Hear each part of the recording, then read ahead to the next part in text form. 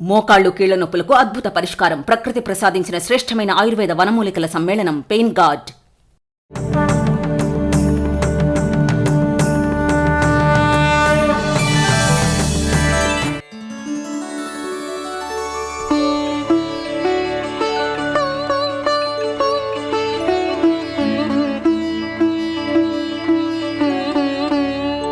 నమామి దూతం రామస్య సుఖదం చ సురద్రువం పీనవృత్తమహాబాహుం సర్వశత్రునిబర్హణం నానారత్నసమాయుక్తకుండలాదివిభూషితం సర్వదాభీష్టదాతారం సతాం వై దృఢమాహవే.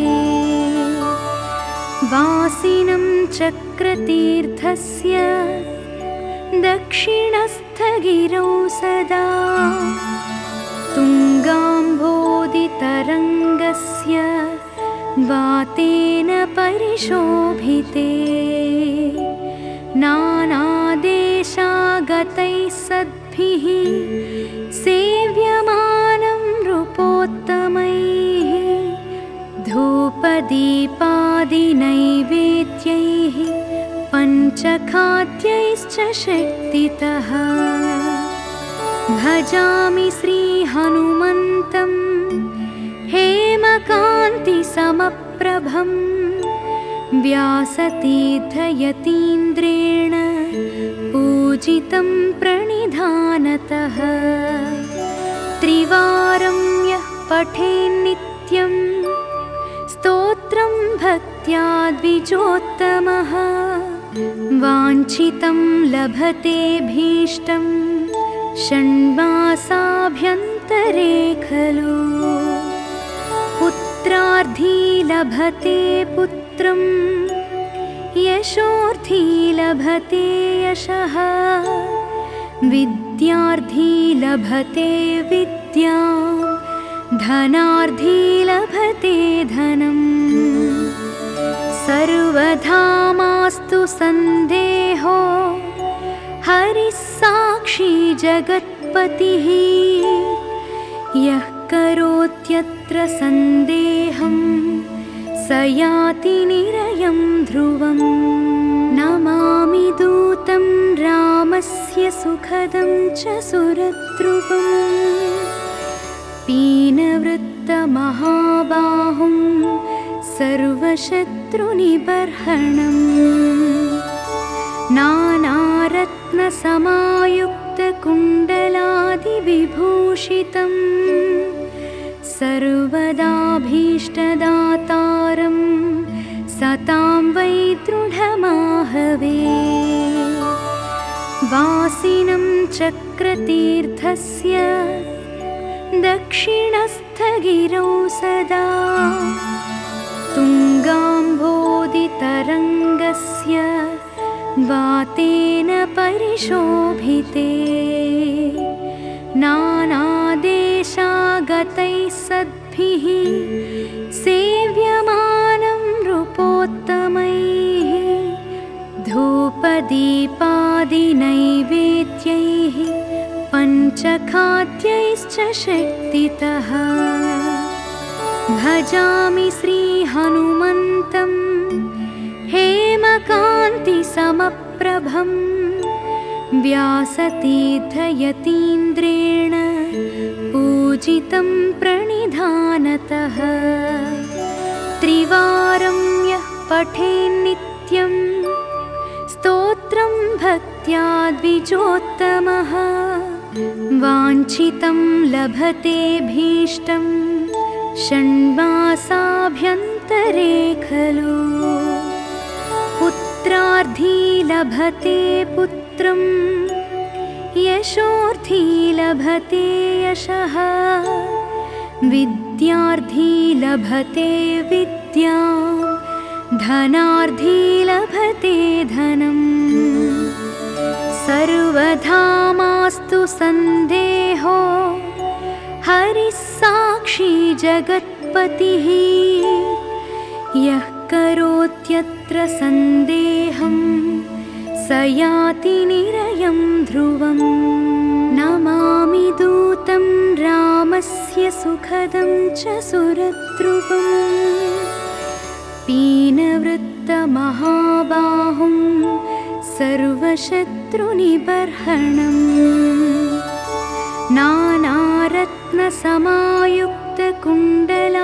नानारत्नसमायुक्तकुण्डलादिविभूषितं सर्वदाभीष्टदातारं सतां वै दृढमाहवे वासिनं चक्रतीर्थस्य दक्षिणस्थगिरौ सदा तुङ्गाम्भोदितरङ्गस्य वातेन परिशोभिते नानादेशागतैः सद्भिः सेव्यमानं नृपोत्तमैः धूपदीपादिनैवेद्यैः पञ्चखाद्यैश्च शक्तितः भजामि श्रीहनुमन्तं हेमकान्तिसमप्रभं व्यासतीर्थयतीन्द्रेण पूजितं प्रणिधानतः त्रिवारं यः पठेन्नित्यं स्तोत्रं भक्त्या द्विजोत्तमः वाञ्छितं लभते भीष्टं षण्मासाभ्यन्तरे खलु पुत्रार्थी लभते पुत्रं यशोर्थी लभते यशः विद्यार्थी लभते विद्यां धनार्थी लभते धनम् सर्वधा मास्तु सन्देहो हरिः साक्षी जगत्पतिः यः करोत्यत्र सन्देहं स याति निरयं ध्रुवम् नमामि दूतं रामस्य सुखदं च सुरद्रुवम् पीनवृत्तमहाबाहुं सर्वशत्रुनिबर्हणम्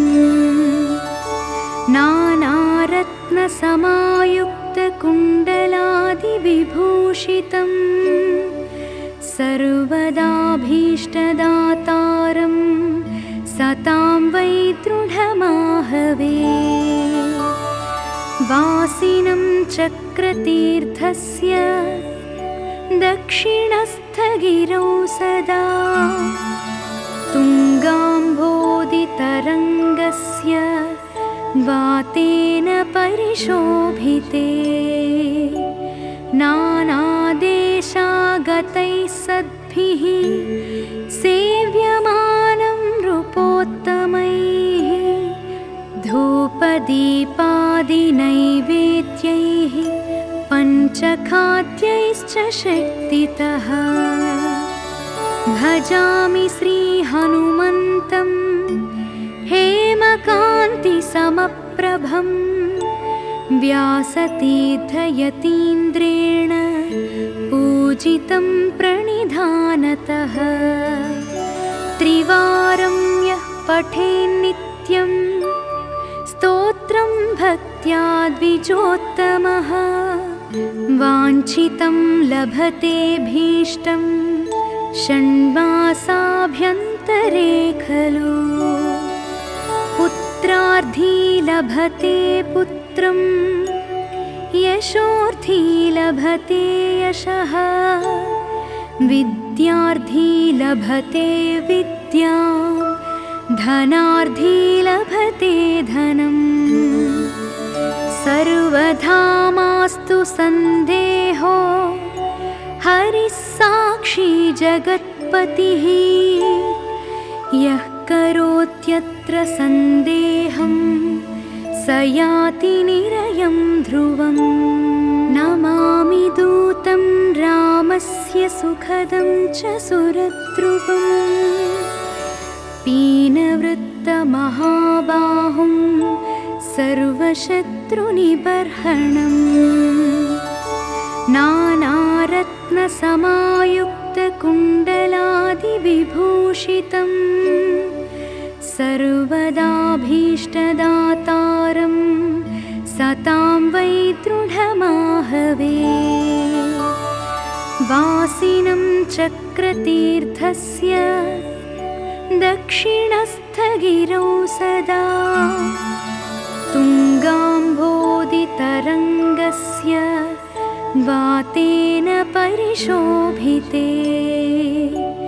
नानादेशागतैः सद्भिः सेव्यमानं नृपोत्तमैः धूपदीपादिनैवेद्यैः पञ्चखाद्यैश्च शक्तितः। भजामि श्रीहनुमन्तं हेमकान्तिसमप्रभं व्यासतीर्थयतीन्द्रेण पूजितं प्रणिधानतः।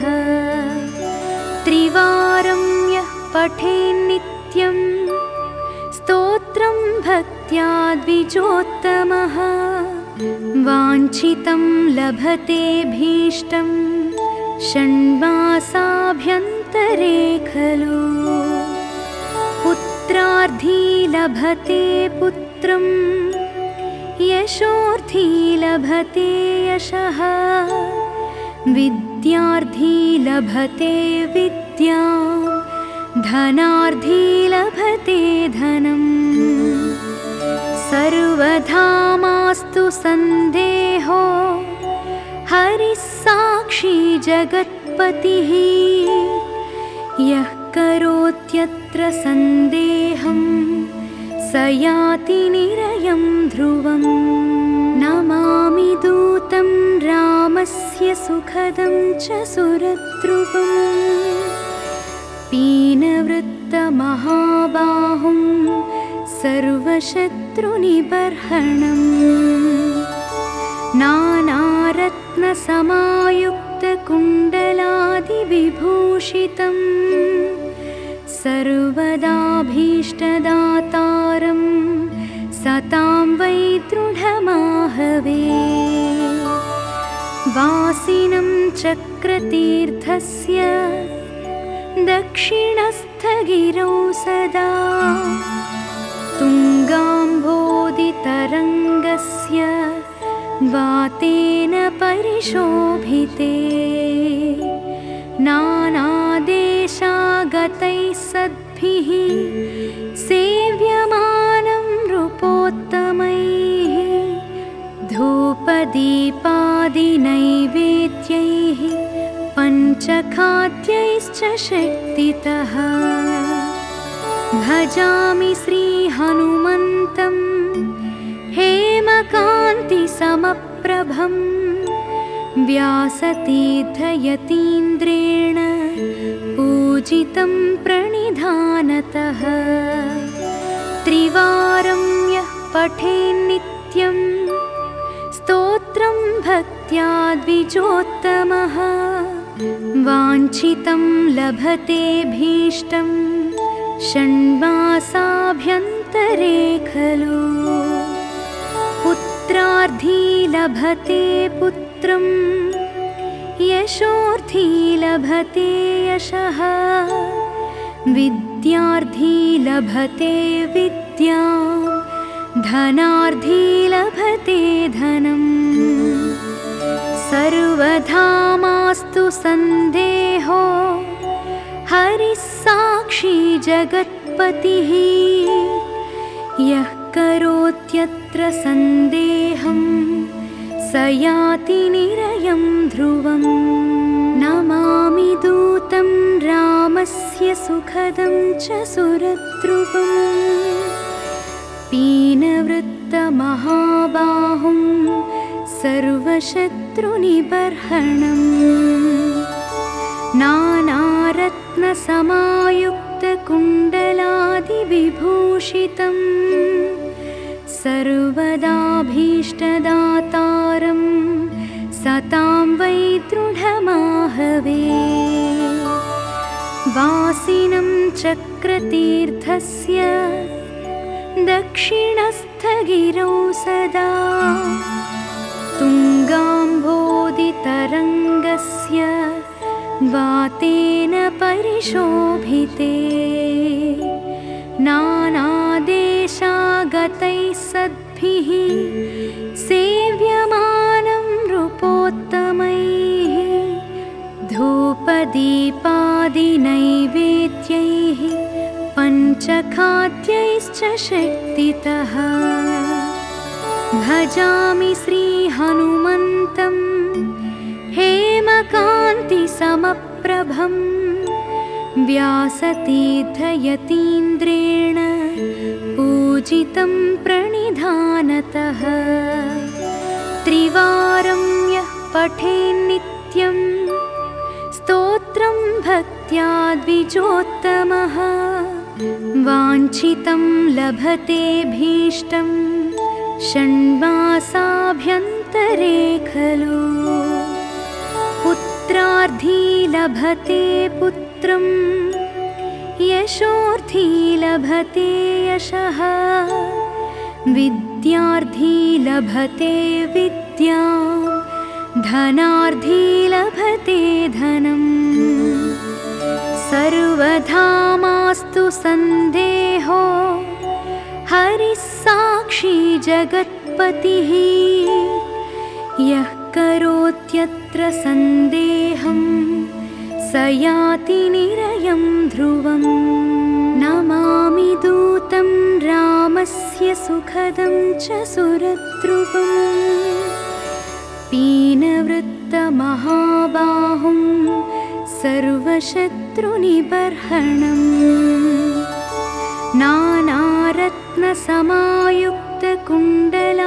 नानारत्नसमायुक्तकुण्डलादिविभूषितं सर्वदाभीष्टदातारं सतां वै दृढमाहवे वासिनं चक्रतीर्थस्य दक्षिणस्थगिरौ सदा तुङ्गाम्भोदितरङ्गस्य वातेन परिशोभिते नानादेशागतैः सद्भिः सेव्यमानं नृपोत्तमैः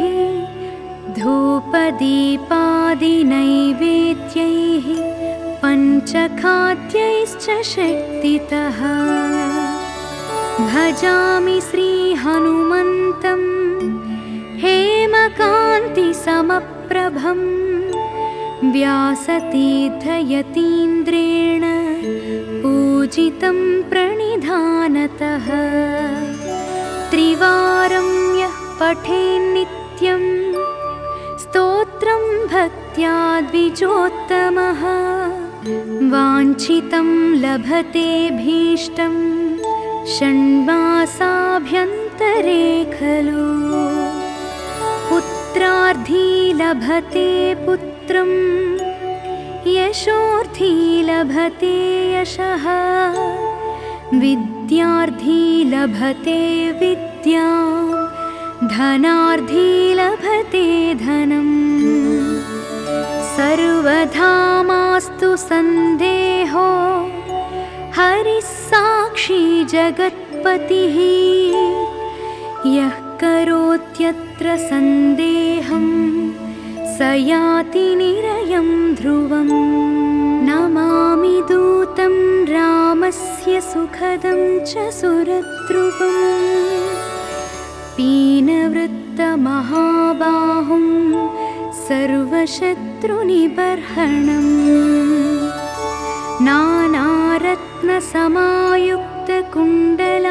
नानारत्नसमायुक्तकुण्डलादिविभूषितं सर्वदाभीष्टदातारं सतां वै दृढमाहवे वासिनं चक्रतीर्थस्य दक्षिणस्थगिरौ सदा तुङ्गाम्भोदितरङ्गस्य वातेन परिशोभिते नानादेशागतैः सद्भिः सेव्यमानं नृपोत्तमैः धूपदीपादिनैवेद्यैः पञ्चखाद्यैश्च शक्तितः भजामि श्रीहनुमन्तं हेमकान्तिसमप्रभं व्यासतीर्थयतीन्द्रेण पूजितं प्रणिधानतः त्रिवारं यः पठेन्नित्यं स्तोत्रं भक्त्या द्विजोत्तमः वाञ्छितं लभतेऽभीष्टं षण्मासाभ्यन्तरे खलु पुत्रार्थी लभते पुत्रं यशोर्थी लभते यशः विद्यार्थी लभते विद्यां धनार्थी लभते धनम् सर्वधा मास्तु सन्देहो हरिः साक्षी जगत्पतिः यः करोत्यत्र सन्देहं स याति निरयं ध्रुवम् नमामि दूतं रामस्य सुखदं च सुरद्रुवम् पीनवृत्तमहाबाहुं सर्वशत्रुनिबर्हणम्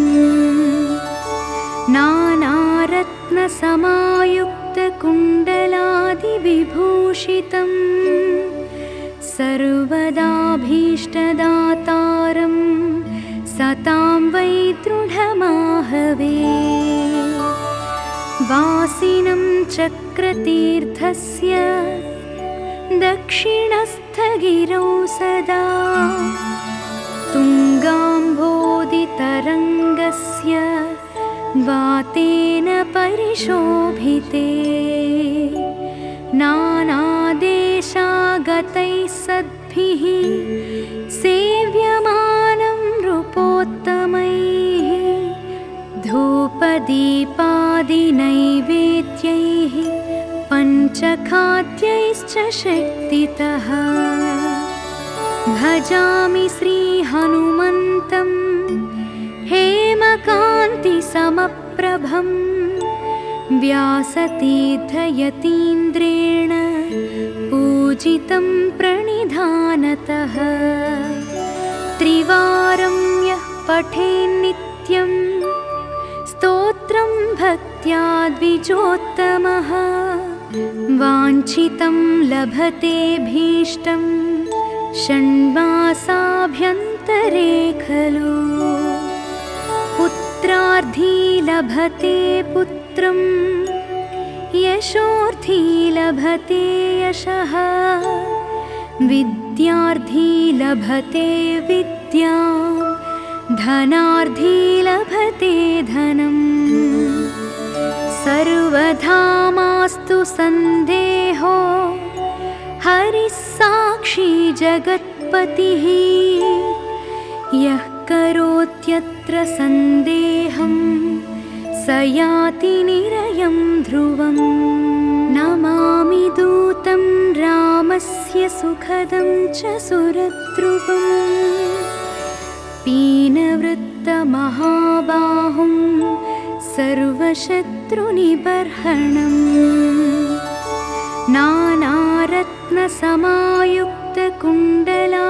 नानारत्नसमायुक्तकुण्डलादिविभूषितं सर्वदाभीष्टदातारं सतां वै दृढमाहवे वासिनं चक्रतीर्थस्य दक्षिणस्थगिरौ सदा तुङ्गाम्भोदितरङ्गस्य वातेन परिशोभिते नानादेशागतैः सद्भिः सेव्यमानं नृपोत्तमैः धूपदीपादिनैवेद्यैः पञ्चखाद्यैश्च शक्तितः भजामि श्रीहनुमन्तं हेमकान्तिसमप्रभं व्यासतीर्थयतीन्द्रेण पूजितं पूजितं प्रणिधानतः त्रिवारं यः पठेन्नित्यं स्तोत्रं भक्त्या द्विजोत्तमः वाञ्छितं लभतेऽभीष्टं षण्मासाभ्यन्तरे खलु पुत्रार्थी लभते पुत्रं यशोर्थी लभते यशः विद्यार्थी लभते विद्यां धनार्थी लभते धनम् सर्वधा मास्तु सन्देहो हरिः साक्षी जगत्पतिः यः करोत्यत्र सन्देहं स याति निरयं ध्रुवम् नमामि दूतं रामस्य सुखदं च सुरद्रुवम् पीनवृत्तमहाबाहुं सर्वशत्रुनिबर्हणम् नानारत्नसमायुक्तकुण्डलादिविभूषितं सर्वदाभीष्टदातारं सतां वै दृढमाहवे वासिनं चक्रतीर्थस्य दक्षिणस्थगिरौ सदा तुङ्गाम्भोदितरङ्गस्य वातेन परिशोभिते नानादेशागतैः सद्भिः सेव्यमानं नृपोत्तमैः धूपदीपादिनैवेद्यैः पञ्चखाद्यैश्च शक्तितः भजामि श्रीहनुमन्तं हेमकान्तिसमप्रभं व्यासतीर्थयतीन्द्रेण पूजितं प्रणिधानतः त्रिवारं यः पठेन्नित्यं स्तोत्रं भक्त्या द्विजोत्तमः वाञ्छितं लभतेऽभीष्टं षण्मासाभ्यन्तरे खलु पुत्रार्थी लभते पुत्रं यशोर्थी लभते यशः विद्यार्थी लभते विद्यां धनार्थी लभते धनम् सर्वधा मास्तु सन्देहो हरिः साक्षी जगत्पतिः यः करोत्यत्र सन्देहं स याति निरयं ध्रुवम् नमामि दूतं रामस्य सुखदं च सुरद्रुवम् पीनवृत्तमहाबाहुं सर्वशत्रुनिबर्हणम् नानारत्नसमायुक्तकुण्डलादिविभूषितं सर्वदाभीष्टदातारं सतां वै दृढमाहवे वासिनं चक्रतीर्थस्य दक्षिणस्थगिरौ सदा तुङ्गाम्भोदितरङ्गस्य वातेन परिशोभिते नानादेशागतैः सद्भिः सेव्यमानं नृपोत्तमैः धूपदीपादिनैवेद्यैः पञ्चखाद्यैश्च शक्तितः भजामि श्रीहनुमन्तं हेमकान्तिसमप्रभं व्यासतीर्थयतीन्द्रेण पूजितं प्रणिधानतः त्रिवारं यः पठेन्नित्यं स्तोत्रं भक्त्या द्विजोत्तमः वाञ्छितं लभतेऽभीष्टं षण्मासाभ्यन्तरे खलु। पुत्रार्थी लभते पुत्रं यशोर्थी लभते यशः विद्यार्थी लभते विद्यां धनार्थी लभते धनम् सर्वधा मास्तु सन्देहो हरिः साक्षी जगत्पतिः यः करोत्यत्र सन्देहं स याति निरयं ध्रुवम्।